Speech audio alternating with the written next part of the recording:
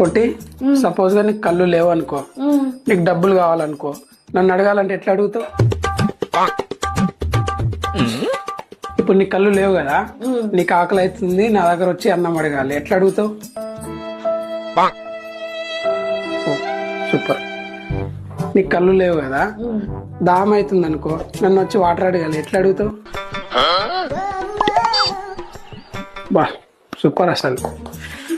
ఇప్పుడు నీకు కళ్ళు లేవు కదా, మనం బయటికి పోవాలనుకుంటున్నాం అనుకో, ఎట్లా అంటావు? కేక అసలు నువ్వు.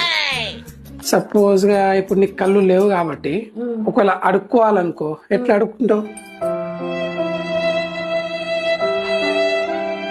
బాబా కాదు, ఇప్పుడు నీకు కళ్ళు లేవన్నా నేను, నోరుంది కదా, మరి మూగదాన్ని ఎందుకు చేస్తున్నావు? నోరుతో అడుగు.